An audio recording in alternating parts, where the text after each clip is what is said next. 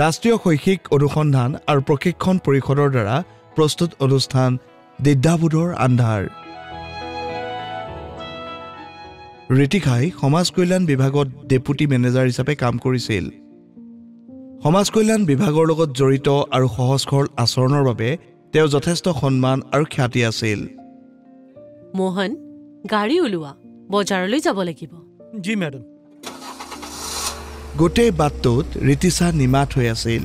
কিছুমান চিন্তাৰ ডাৱৰো দেখা গৈছিল। তাই নাজানে যে আজি তাই কি চিন্তাত ডুব গৈ আছে। মেডাম, এটা বৰ গুৰুত্বপূৰ্ণ ফোন।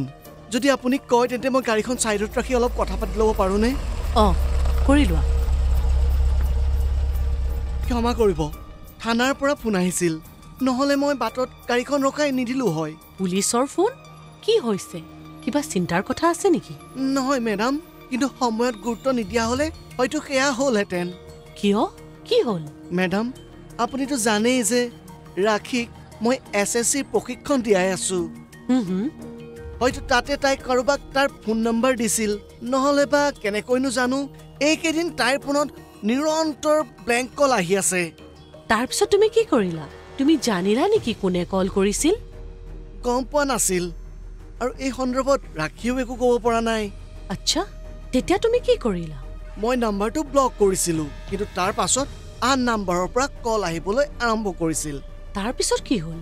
কি ৰাখী এতিয়াও প্ৰশিক্ষণলৈ গৈ আছে?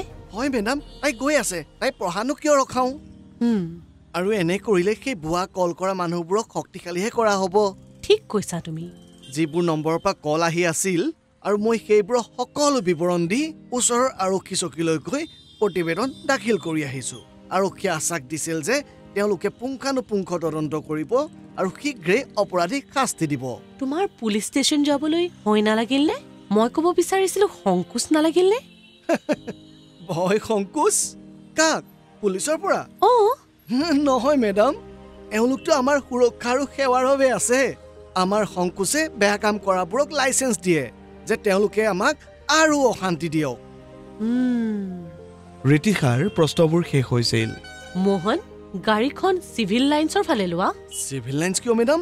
ঘৰটোতো বিপৰীত ফালে আছে। চিভিল লাইন্স পুলিচ ষ্টেচন যাব লাগে মই। পুলিচ ষ্টেচন কিয় মেডাম? কি হ'লনো? মই এটা ৰিপৰ্ট লিখাব লাগে। কিয় মেডাম? যোৱা 1 মাহৰ পৰা মোলৈকো ব্লেংক কল আহি আছে। আৰু মোৰ ছ'চিয়েল মিডিয়াতো নিৰন্তৰ ভুল বাৰ্তা আহি আছে। তোমাৰ সাহসে মোৰ দ্বিধাও দূৰ কৰিছে। ধন্যবাদ মোহন। মেম, আপোনাকো। আপোনালোকে শুনিলে ৰাষ্ট্ৰীয় শৈক্ষিক অনুসন্ধান আৰু প্ৰশিক্ষণ পৰিষদৰ দ্বাৰা প্ৰস্তুত অনুষ্ঠান দ্বিধাবোধৰ আন্ধাৰ। অনুবাদ আৰু ৰেকৰ্ডিঙত সহযোগিতা কৰিছে ক্লেপাৰ এণ্টাৰটেইনমেণ্টে। Program coordinator professor Usha Sharma. Academic support য়স্না গুপ্তা।